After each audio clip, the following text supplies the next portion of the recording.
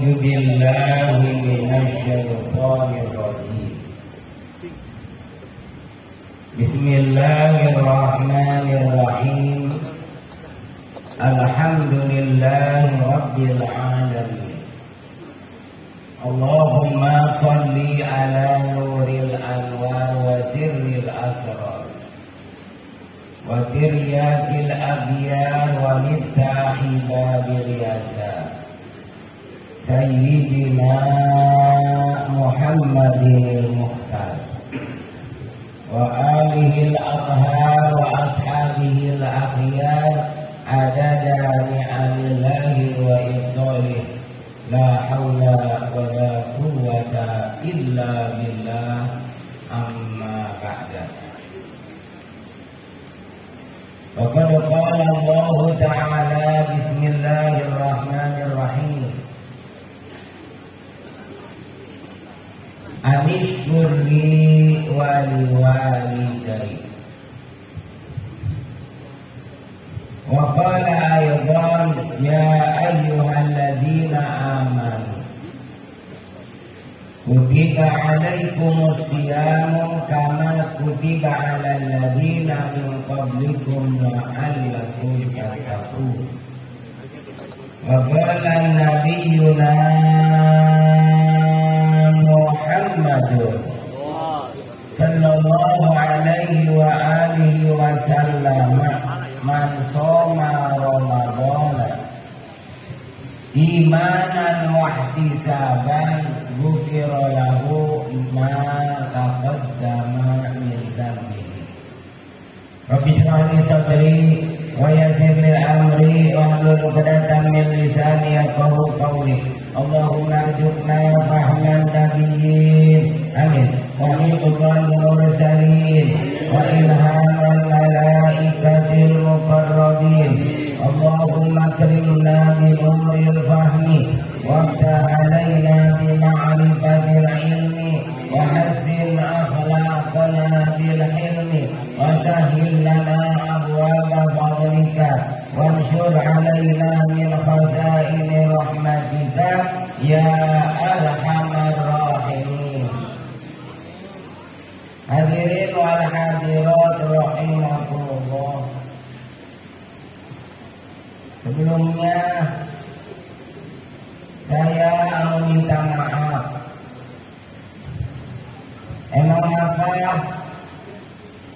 Kudu minta maaf duluan karena barangkali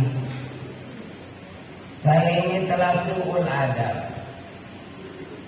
jelek tata krama, kagak ada sopannya, duduk di atas panggung dengan dekorasi yang begini indahnya, pakai lampu kedap-kedip kayak di warung renang-renang, diundang sama panitia, disuruh memberikan tausiah pada acara yang amat sangat mulia ini. Oleh karena itu saudara, apabila nanti banyak kata-kata saya yang salah, salahnya mah itu mah di mana baik, maafin dia, maafin dia. Sebab terus terang, sebenarnya saya ini belum urut dipanggil kiai. Jadi kalau digeroin kiai, ilok udah ngerti digeroin.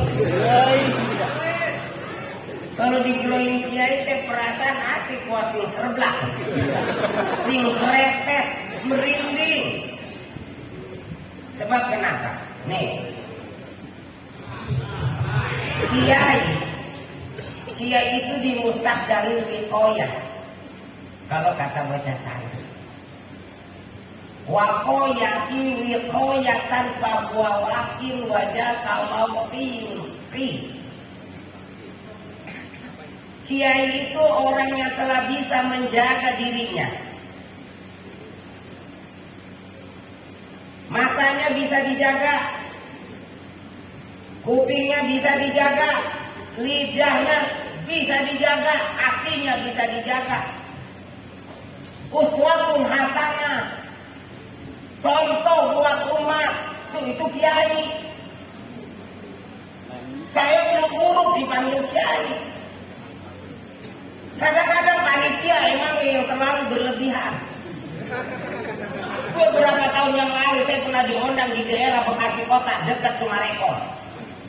Begitu saya nonton saudara, apakah saudara tahu nonton? Sebodoh itu mau mengerti mukanya ya.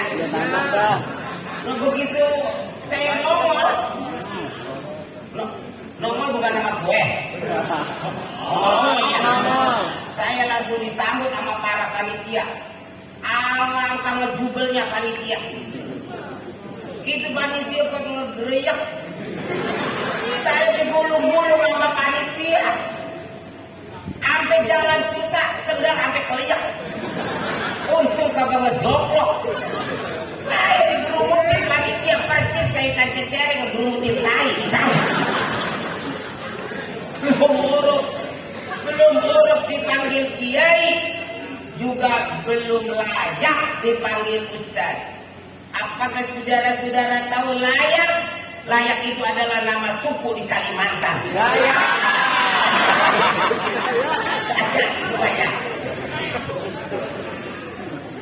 Saya ini hanya sebatas casingnya doang. Loh, mau tahu ini lu pada casing. Casing itu ompol bocah. Casing mah bukan kalau kagak punya duit. Saya mah pakaiannya doang, Pak Haji. Bau-bau kiai, bau-bau ustaz. Yang penting kene bau-bau kiai, bau-bau ustaz daripada nanti jadi ustaz jadi kiai bau. Emang ada kiai bau, ustaz bau? Banyak. Kiai mana, ustaz mana? Kiai ustaz yang nggak mau ngamalkan ilmunya. Kiai dan ustaz nggak ada rasa peduli terhadap agamanya. Terus terang, saya sebelum diundang kemarin, beda 1 hari. Nontonlah seorang tamu. Nonton itu anak terakhir. Putusan dari Ikatan Dokter Indonesia mengadain acara bukber di Hotel Ibis di situ. Hotel Ibis. Apa kata saya? Mohon maaf Pak Dokter, saya ada acara. Acara di mana? Di PT Setia Guna Selaras. Jadi kenapa kita harus tertib? Yang dulu yang harus didahulukan, yang belakang ya harus di belakang. Jangan mentang-mentang dokter. Gue mending dokter. Wah, dokter berkatnya bisa obat. Mendingan kita nggak usah lupa neko. Jadi banyak kiai, banyak ustaz. Kiai mending kene bau-bau kiai, mending kene bau-bau ustaz daripada nanti jadi ustaz jadi kiai. Nah, orang kiai bisa cuma ngomong doang, cuma bisa ngajak doang. Ayo sodako, ayo jariah. Nggak mau sodako, nggak mau jariah. Dia ngomongin baik, sekarang banyak bank riba, rentenir di mana-mana. Hah? Dia itu ngambil motor kredit. Hah? Bagaimana ini? Makanya kagak urut gue dipanggil kiai, dipanggil ustaz. Cuman ustaz. Lah emang beda. Bahasa Arab itu kalau beda huruf beda mana? Boro-boro bahasa Arab, bahasa Sunda deh. Sunda, bahasa yang sangat elok sekali saudara. Apakah saudara tahu elok? Elok kanan, elok kiri. Elok. Sunda beda mana? Contoh antara burit dan burit itu beda saudara. Burit dan birit itu beda. Apalagi birit dan mulut beda banget ya. Itu Sunda. Coba terjemah, mohon maaf. Saudara, satu anugerah yang Allah berikan terhadap bangsa dan negara kita adalah bahasa. Di negara lain cuma hanya beberapa bahasa. Indonesia ribuan bahasa, tetapi tetap bersatu di bawah naungan Bhinneka Tunggal Ika. Itulah hebatnya Indonesia. Sunda beda huruf akan beda makna. Contoh antara burit dan borit itu beda saudara. Borit dan birit itu beda saudara. Apalagi birit dan urut. Sudah sangat beda sekali. Emang kalau bulit apa artinya bulit? Sore. Burit tikus. Kalau birit pantat. Nah, kalau burut kondor. Ustaz, bahasa Arab Ustaz, definisi Ustaz wa al-mahir fil ulumi, satu manusia yang telah menguasai 12 warna ilmu, ke sohor, ke awang-awang, ke kontala, ke janabria, keilmuannya, itu baru Ustaz namanya. Ilmu nahwunya kudu bisa, ilmu sorotnya kudu tahu, ilmu manteknya, ilmu tauhidnya, ilmu fikihnya, 12 warna ilmu dikuasain. Ustaz itu namanya. Nah kalau Ustaz makedah itu kepanjangan daripada usaha tidak anak deres Ustaz. Nah sekarang kagak deres bagaimana? Sangat tidak Ustaz. Ustaz mah kemana-mana kagak. Mangkane maafnya takut punya bapak makane. Habis gua bagaimana ngomongnya? Mangkane sehari-harian kan sesarungan bae ya Ustaz mah. Orang ada pegawai lain adanya itunya. Udah be yang ada di gereja ya. Makanya tengah tidak Ustaz mah jarang anaknya anaknya laka belakang baik. Saya tidak percaya. Saya punya teman Ustaz, emang sekarang anaknya berapa? 16. Malah lagi bunting lagi kan. Akhirnya ngeblok mungkin jadi bocah. Nah kalau nanti banyak yang salahnya mah itu mah di mana baik, maafin deh ya. Adapun saudara mohon maaf Ustaz. Masalah saya ada di YouTube itu bukan kepengen saya, naudzubillah. Dan HP saya seperti ini.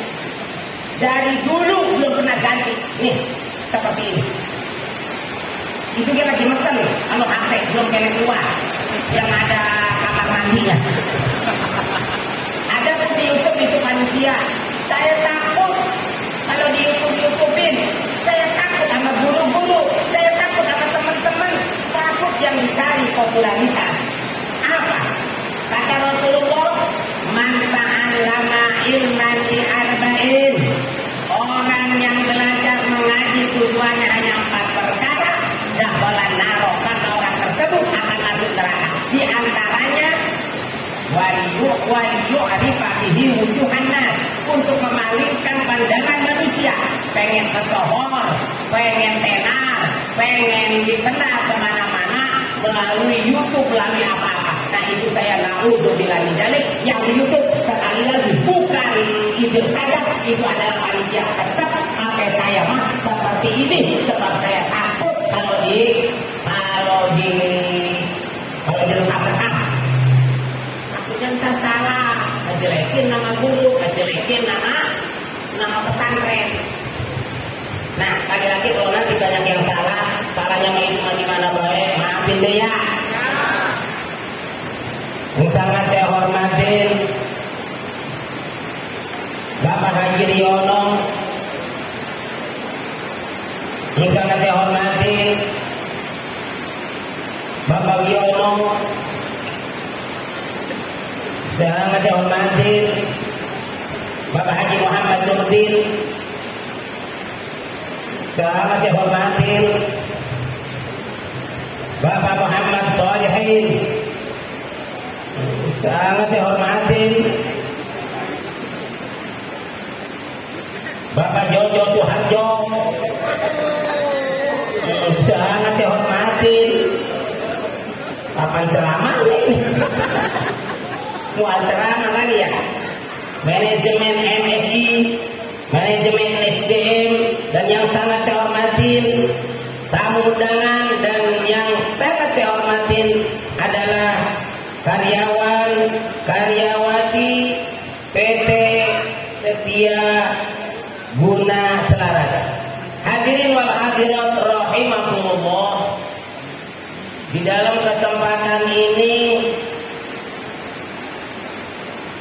tidak akan banyak bicara. Kayaknya kagak sudi banget ya. Emang nggak boleh saya dipanggil A. Ya ilok ya. Di Bandung ada mubalik tenar Akim namanya, atau bagian di sini ada Abret namanya. Mudah-mudahan Abretan di sana lah. Saya nggak bisa lama karena saya lagi ada jadwal apa? Kilatan. Setiap Ramadan saya selalu mengadakan kilatan ba'da asyar dan ba'da tarawih. Kita yang digarap saat ini Nasoihul Ibad. Kita yang fikih. Hadirin wal hadirat rahimakumullah. Kata Allah begini, Aniskur li wali walideh. Hendaklah kamu bersyukur kepadaku, wali walideh, dan hendaklah kamu bersyukur terhadap kedua orang tuamu. 2 poin lebih selamat. Poin yang pertama, kita harus bersyukur kepada Allah, harus berterima kasih. Kenapa harus berterima kasih kepada Allah? Jangan pakai kenapa-kenapa. Allah banyak kasih nikmat kepada kita, betul? Bisa kehitung nggak nikmat Allah? Mual bakalan bisa kehitung. Wa in ta'uddu ni'matallahi la tuhsuha. Jikalau kalian semua mau menghitung nikmat Allah, mual mampu menghitung. Sekarang udah modern, mual bisa. Nih saudara, kalau kita bicara nikmat Allah, coba kita tafakur yang ada di diri kita.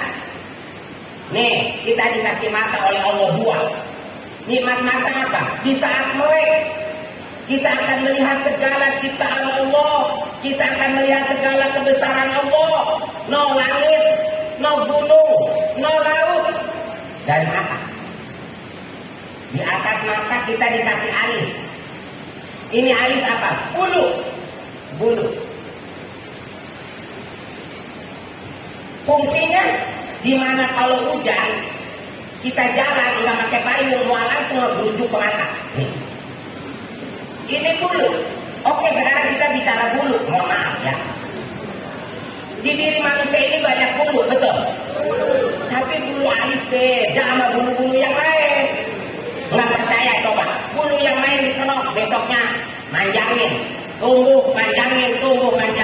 Subhanallah, maha suci Engkau ya Allah yang telah menciptakan alis yang kagak bisa manjangin. Coba seandainya kalau alis manjangin,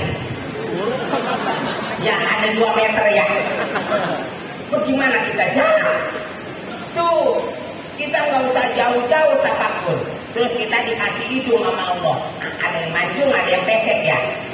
Apa dibeda-beda sama Allah antara yang mancung yang pesek? Maka ini mah yang mancung bolongnya 2, pesek bolongnya 1, dua-duanya. Kita juga kagak pikir kenapa itu kita bolongnya ke bawah, nggak nyungar ke atas. Coba kalau nyungar ke atas, hujan gede nggak pakai payung. Tuh, ngerpek muka kita. Tuh, buat apa ini hidung? Menghirup udara, kadang mata belum ngeliat, kuping belum ngedengar, hidung udah tahu duluan, betul? Nih, goreng jengkol, bakar terasi, ini mah enak kentut, dia kan? Coba mata saya udah pernah ngeliat kentut. Nggak ada itu kentut merah apa hijau. Oke, sekarang kita bicara kentut ya, mohon maaf. Gue nggak kemana, kentut nikmat apa bukan? Nikmat ada yang bisa menciptakan kentut? Kagak ada. Seandainya kentut sama Allah disetok 5 hari sembuh perut kita, betul? Datang ke rumah sakit, diperiksa sama dokter. Dari mana? Saya karyawan PT Setia Guna Selaras. Ya, terus ada apa ya? Saya mau berobat. Emang apa yang dirasa? Saya kembung dokter. Udah 5 hari kagak bisa ngentut.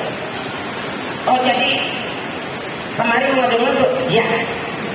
Ngentut di rumah sakit nggak bayar bang? Gue nggak tahu. Gue bayar. Emang berapa duit sekali itu? Gopek. Sanggup gue bayar. Cuman ini bang, ini obatnya kagak diminum, dijejelin dari orang apa yang itu gue waras. Nah, dibebesin tuh obat. Keluar ambil jut, sekali jut, gopek. Ayo bayar dulu bang, itu dibayar gopek. Dokter, Saya pengen gendut aja sih masih kembung lagi, masih kembung nenek. Ya kudu bayar lagi, tuh. Bapasin lagi, tuh lagi baik. Udah berapa duit itu? Nah. Udah sejuta, baru berapa duit itu? Baru duduk aja udah sejuta. Coba kalau nggak dirundut, ya. Habis gaji kita. Tuh, nih kita dikasih tangan sama Allah nih. Ini tangan fungsinya apa? Yang gampang aja, buat makan. Makan ini, makanan yang kita pegang, mau bisa masuk ke mulut kita. Kalau ini tangan kagak dibengkokkan, bengkoknya kalau ke belakang mau bisa, ke depan. Tuh, coba kalau kagak bengkok. Ya kan, tuh. Jadi kayak jurus dewa mabuk tuh. Sampai kiamat gua nyampe. Nah, semua nikmat Allah berikan kita wajib mensyukurinya, dan mensyukuri nikmat Allah berikan tidak cukup diucapkan dengan lisan alhamdulillah, harus diwujud nyatakan dalam bentuk ibadah, sholat, puasa, zakat, munggah haji, umroh dan yang lainnya. Artinya laksanakan perintah Allah, tinggalkan larangan Allah, itu namanya bersyukur. Yang kedua, wali-wali bersyukurlah kepadaku. Yang kedua, wali-wali dan bersyukurlah terhadap kedua orang tuamu. Nah ini yang kedua, kita bersyukur kepada Allah, rajin kita sholat, puasa nggak pernah kita tinggalkan, sedekah jariyah, munggah haji, umroh. Itu belum tentu sampai. Ada satu lagi yang wajib kita syukurin, yaitu wali-wali ibu dan bapak kita. Kenapa kita perlu bersyukur sama emak sama bapak? Jangan pakai kenapa-kenapa. Orang tua mah banyak jasanya, betul. Gak ada bosannya ngurusin kayak anak. Apa-apa anak. Gak ada bosannya ngurusin kayak anak. Anak kok bosan ngurusin orang tua. Orang tua sakit ketong, neng antar emak tuh. Antar kemana mak? Antar ke klinik. Emang apa mak? Awak emak melihat toh udah 3 hari. Takut kena tampak. Ilok nenek-nenek kena tampak. Oh buah kasih mak. Minta dilangkah saya. Segala suntik. Suntik mati aja ya mau mak. Jangan banget itu anak begitu ya. Tahu begitu malah di dalam perut udah diaborsi. Ma, apakah kita udah pantas disebut anak yang berbakti sama emak sama bapak? Udah pantas apa belum? Belum. Kadang kita merasa hebat sebagai anak. Gak tahu jasa orang tua. Kita merasa hebat, sok sibuk. Merasa pintar, lupa menjasa emak sama bapak. Sibuk dengan kerjaan, lupa emak sama bapak di kampung.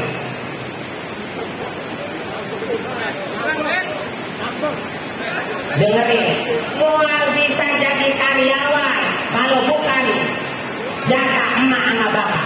Seorang anak bukan bisa pintar kalau bukan jasa emak bapaknya. Seorang anak bukan bisa sukses kalau bukan emak bapaknya. Anak gak hebat, yang hebat adalah emak sama bapak. Kita lagi sekolah dulu, lagi sekolah SD, ada cerita yang melegenda. Ada seorang anak yang dikutuk sama emaknya jadi sebongkah batu. Siapa? Maling kundang.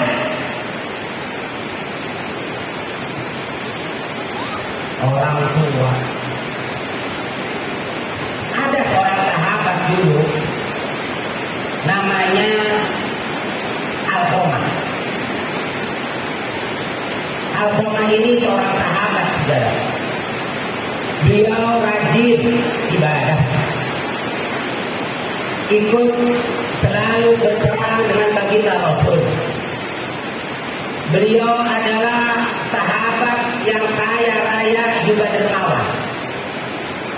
Tapi sayang 1000 sayang, ketika Alqamah mau menghembuskan nafas yang terakhir, ketika Alqamah mau meninggal, ketika Alqamah mau mati, Alqamah tidak bisa mengucapkan la ilaha illallah Muhammadur Rasulullah. Akhirnya bininya Alqamah datang ke baginda Rasulullah. Ya Rasulullah, suami saya Alqamah, sahabatku, saat ini dalam keadaan mau meninggal, sakaratul maut. Akhirnya Rasulullah memerintahkan sahabat Sayyidina Bilal dengan Ammar bin As. Berangkatlah Sayyidina Bilal dengan Ammar bin As. Kata Rasulullah, wahai Bilal, wahai Ammar, urusin Alqamah sahabat kita sekarang dalam keadaan koma, sakaratul maut. Datanglah Ammar bin As dengan Sayyidina Bilal. Ternyata begitu masuk, betul Alqamah dalam keadaan koma, dalam keadaan sakaratul maut. Apa kata Sayyidina Bilal? Apa kata Sayyidina Ammar bin As? Alqamah qul la ilaha illallah. Alqamah terkunci mulutnya sulit, mulutnya tidak bisa mengucapkan la ilaha illallah.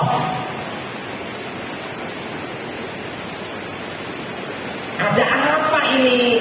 Alqamah seorang sahabat, Alqamah seorang kaya raya dermawan rajin ibadah, tapi mau mati tidak bisa mengucapkan la ilaha illallah. Akhirnya laporan Sayyidina Bilal ke baginda Rasul, ya Rasulullah, sahabat kita Alqamah saat ini dalam keadaan koma, dituntun, ditalkinin untuk mengucapkan la ilaha illallah, tapi terkunci ya Rasul. Alqamah tidak bisa mengucapkan la ilaha illallah. Ada apa ini terhadap Alqamah ya Rasulullah? Padahal Alqamah seorang sahabat, seorang yang rajin ibadah, juga seorang yang dermawan, tapi ketika mau mati saat ini tidak bisa mengucapkan la ilaha illallah. Rasulullah sallallahu alaihi wasallam tahu apa kata baginda Rasul. Wahai Ammar, wahai Bilal, samperin, tanyain aja ke bininya tentang orang tuanya. Datanglah Sayyidina Ammar dengan Sayyidina Bilal, nyamperin lagi, nanyain ke bininya. Oh, ya sahabat, kok bininya? Ya saya bininya. Ya ada apa ya? Kalau ini laki empok Alqamah, apakah masih punya orang tua? Oh masih kumplit, tinggal sebelah. Emaknya apa bapaknya? Tinggal emaknya. Bapaknya udah meninggal lama. Sekarang tinggal emaknya. Di mana? Di kampung Solo. Di kampung, di satu Tegalan. Di situ ada gubuk reot, isinya perempuan tua, itulah ibunya. Ibunya Alqamah atau mertua saya. Langsung Sayyidina Ammar bin As dengan Sayyidina Bilal berangkat. Yang beri itu ibunya Alqamah. Datang, assalamualaikum. Salam. Kaget tuh nenek-nenek kedatangan dua sahabat. Ada apa sahabat? Kagak biasanya datang ke saya. Nek, saya mau nanya, apakah nenek kenal Alqamah? Oh, Alqamah, iya. Ya kenal. Alqamah sahabat Rasul, iya. Orang kaya yang dermawan, iya. Rajin ibadah, betul. Tadarus selalu, tadarus Al-Quran, iya betul. Terus ada apa? Saya kenal. Maksudnya ada apa ini? Ya saya mau nanya, itu anak nenek bukan? Oh, sorry sahabat. Itu nenek-nenek segala ngomong sorry. Nenek-nenek akhir zaman kan. Sorry sahabat, Alqamah bukan anak saya, dan saya bukan emaknya. Tapi sahabat perlu tahu,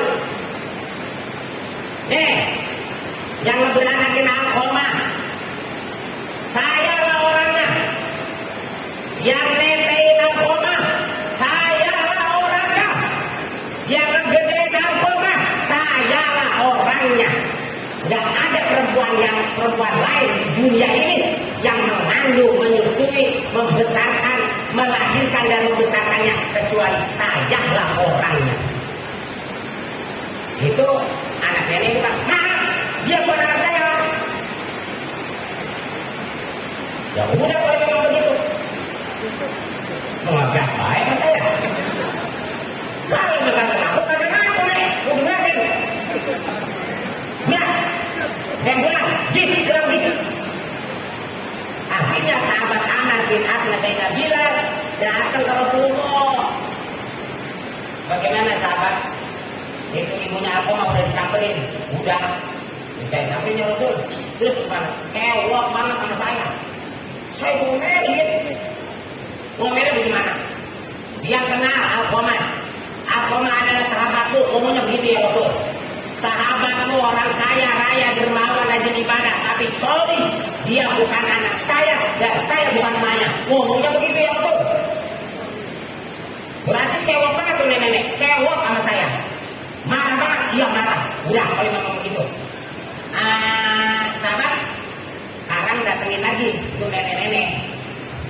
Datengin, bawa kemari. Oke. Akhirnya Sayyidina Bilal dan Sayyidina Amr bin As datang lagi. Assalamualaikum. Salam. Apalagi sahabat? Mau ngapain lagi? Saya bukan mana. Dia bukan anak saya. Tapi jangan marah dulu ya. Saya kata nanya itu, Nek. Nih, dengerin. Nenek digeroin sama Rasulullah.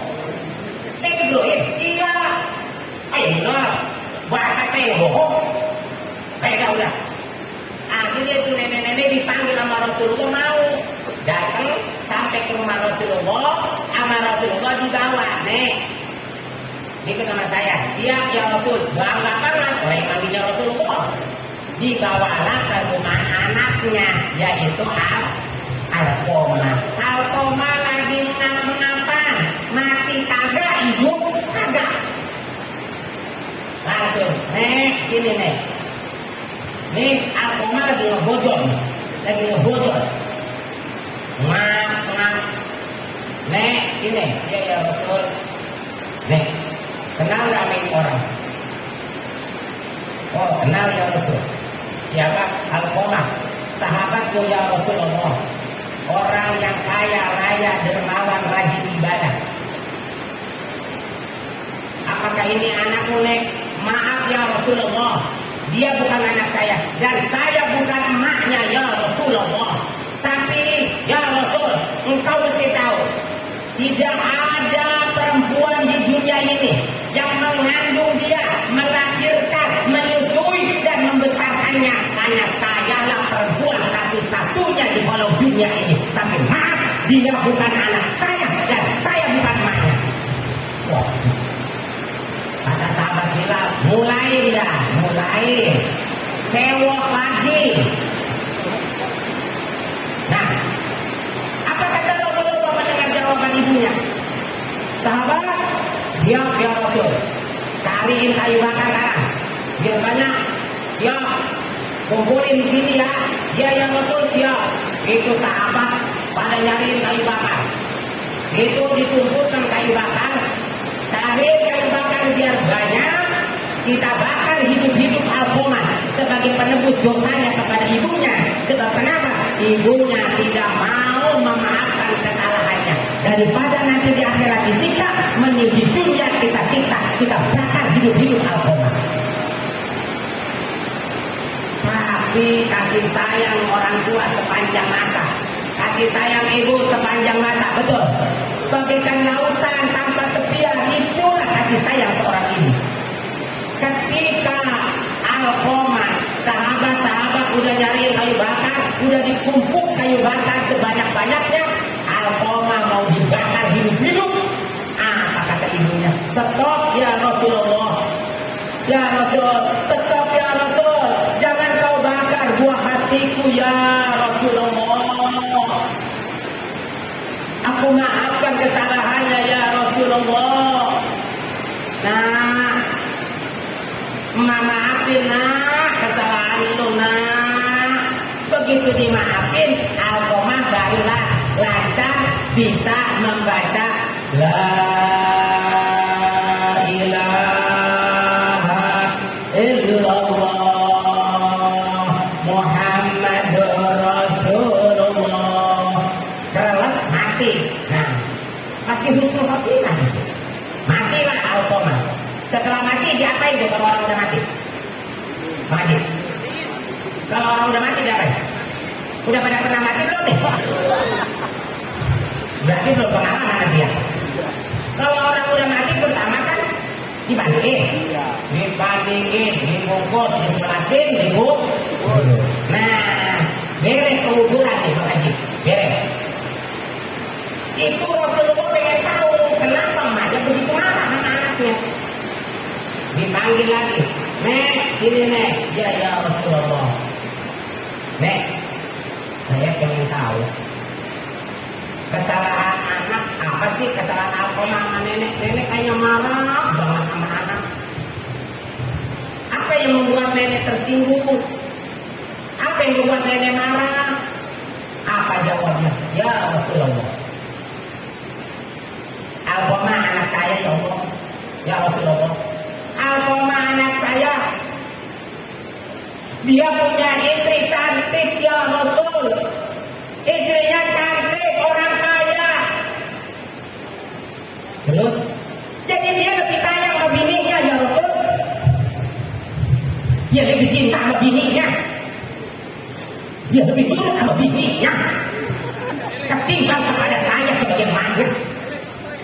Sampai saya dimungsikan tidak boleh diam di rumahnya ya Rasulullah. Katanya mau apa? Saya ditaruh di kampung, saya nempatin gubuk yang reot. Alkomah anak saya orang kaya, dia hidupnya senang dengan istrinya yang cantik. Dia tidak tahu menahu tentang kehidupan saya di kampung ya Rasulullah. Apakah saya di kampung sehat apa sakit ya Rasulullah? Apa makan apa kagak ya Rasulullah? Inilah yang membuat saya tersinggung, karena anak saya lebih nurut kepada bininya ketimbang kepada saya sebagai emaknya. Rasain. Nah, akhirnya bagaimana? Rasulullah begitu dengar, Rasulullah sendiri di atas kuburan Alkomah, di tengah-tengah sahabat Ansor dan Muhajirin. Apa kata Rasulullah? Wahai sahabat Ansor dan Muhajirin, man faddala zawjatahu ala ummihi fa'alaihi laknatullah wa la yuqbalu minhu sarfun wa la adlun. Wahai sahabat Ansor dan Muhajirin, man faddala zawjatahu ala ummihi, siapa saja orangnya yang lebih mencintai bininya ketimbang emaknya dewek, lebih sayang ke bininya ketimbang emaknya dewek, lebih nurut sama bininya ketimbang emaknya dewek, fa'alaihi laknatullah, maka orang tersebut akan dilaknat oleh Allah, akan dikutuk oleh Allah, wala yuqbalu minhu sarfun wala adlun, dan tidak akan diterima oleh Allah ibadahnya, fardu maupun sunatnya. Puasanya kagak diterima, sholatnya ditolak, juga hajinya kagak diterima. Kagak satu pun ibadah fardu dan sunat yang diterima, gara-gara lebih mengutamakan bini ketimbang emak. Dia ngerti itu. Begitu mau mudik silaturahmi sama orang tua setahun sekali, mudik doang.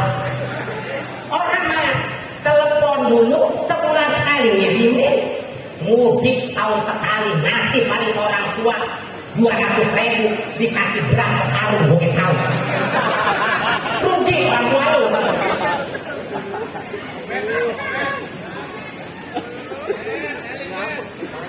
Nih, kalau bini ada bekasnya, betul? Orang tua yuk, bekas mamamu, bekas bapakmu. Orang tua kagak ada bekasnya, kalau bini ada bekasnya, lu mati, bini lu dicetakin sama orang. Kadang kita ini pengen berkah, zikir, jangan mana baik sampai teman-teman lampir tahu. Orang tua mah kagak tahu makamnya di mana. Gue jadi kesel, gue berani, gue jadinya. Orang kita kadang kita lebih sayang sama orang lain, lebih bager sama orang lain ketimbang orang tua dewek. Apalagi emak kita, wah kebayang emak, wah nah alami, ngidangnya coba kebayang, mas, ngidang teh kan enak dileh, makanya orang ngidang kudu diladeni kalau kadang lain. Bang, dia ada apa neng? Enak banget kan? Lihat abang dia enak. Pengennya masuk-masuk. Sahabatnya neng, abang menjadi kepingin rumah doain. Mudah-mudahan ada kucing keteraka. Pengen apa lagi neng, bang? Demi anak kita. Pengen ayun-ayunan di atas tower. Bang, Terus yang paling sulit adalah ketika melahirkan. Nah, ada Allah. Jadi kata Allah, aniskurli waliwalidai, bersyukurlah kepadaku, laksanakan ibadah, sholat, puasa, ibadah haji, umrah dan sebagainya.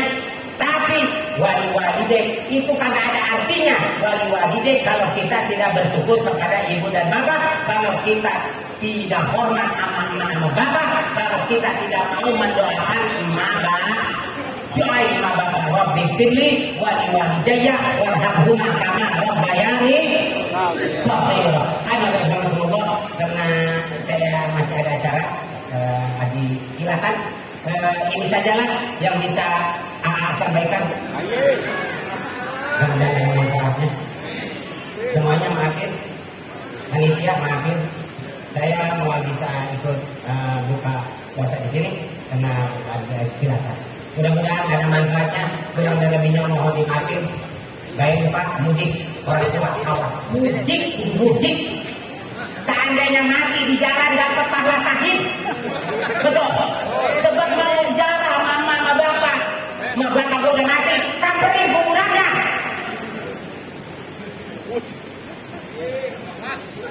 Mudik ke Solo, bini itu di Kulon. Lu di wetan ada, kau wetan dulu baru ke Kulon. Jadi senggok lagi jadinya. Udah ini aja, mohon maaf. Subhanallahumma wa bihamdika asyhadu an la ilaha illa anta astaghfiruka wa atubu ilaik. Assalamualaikum warahmatullahi wabarakatuh.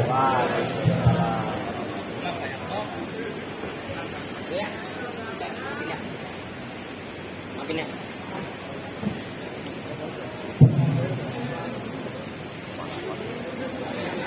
Syukur kasiron.